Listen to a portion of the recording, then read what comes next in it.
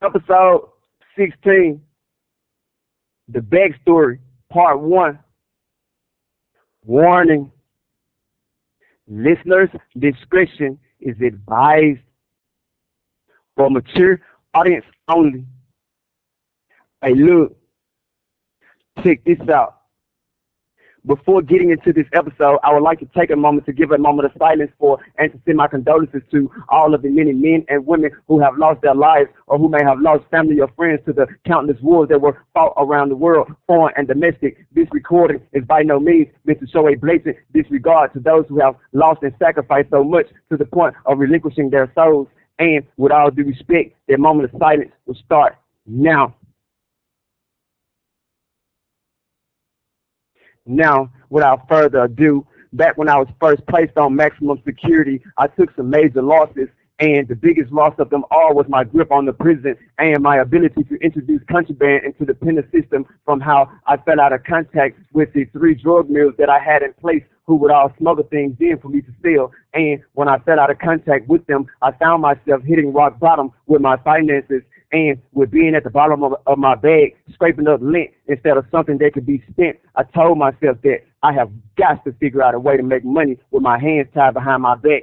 And with thinking of different ways that I can make money, I thought of my book, Saturated by Poetic Artillery, ISBN 978-947-035-35-5, that is available online at Amazon, Kindle, Walmart, Books and Millions, Barnes and Noble, and everywhere else books are sold. But with me thinking of my book as an avenue of revenue for me to get paid, I couldn't help but to think about how the publishing company that I went through to get published does nothing to market or showcase their authors.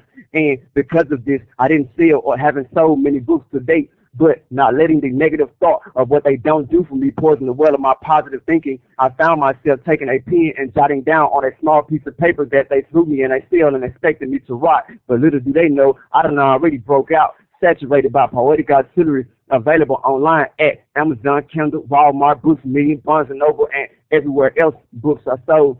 And I took this small piece of paper and taped it to the window of the cell door to tempt female officers to go online and buy it. Then I laid down and put the covers over my head to continue brainstorming upon a way to get paid. And while so doing, I found myself falling asleep. And as I slept, I dreamt of a scene from one of my favorite movies, State Property, where it portrayed that one of the main characters, Beans, had sent a letter to one of his street gang rivals that read, "If you are reading this letter, then that can only mean one thing, I'm out."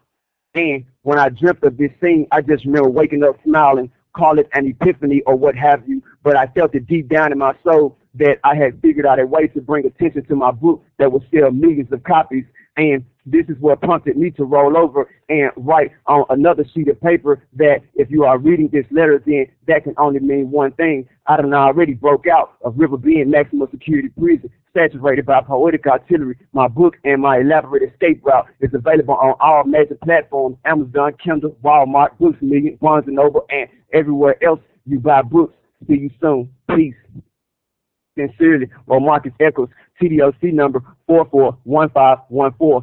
And after writing this, I got the idea to send a copy of this letter to 300 different government officials around the state of Tennessee. And when I got this idea, I just remember saying to myself, man, I'm about to prank the out these people. And when I uttered the word prank, it was like a light bulb popped on in my head. And I said, that's exactly what I would be doing.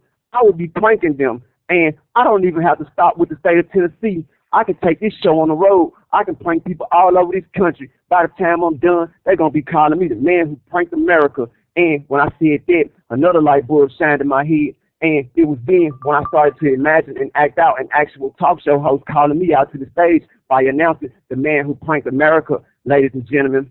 And I imagined myself walking out on stage and shouting out to all my homies gone at home by saying, rest in peace, G-Mac. Rest in peace, Solo. Rest in peace, Tonio. Rest in peace, YG. Rest in peace, DJ. I see you, baby. We finally made it, hot boy.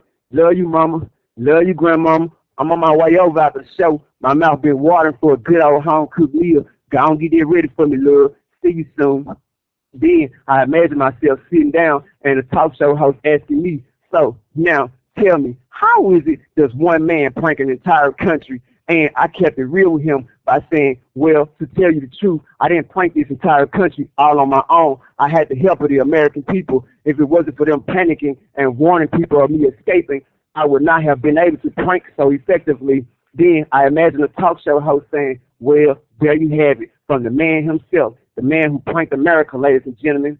And I imagined myself taking a bow and walking off the stage. And after imagining this, I blew the ink out of a pen into a styrofoam cup, and I used my index finger to write on the wall in big bold letters, "Forget me not, poetic artillery, the man who pranked America." Then I laid down and went to sleep. And in times past, I went on to prank all of Tennessee's governing officials and a select few colleges and churches and news stations. But after about a year's time had passed, I took an assessment of my efforts and came to terms with the fact that I still had not secured my finances in the way that I had wanted to.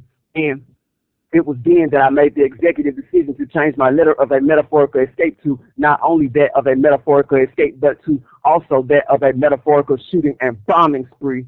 And to learn more about me, you can always subscribe to my YouTube channel at Romarcus Echoes and my podcast at First General.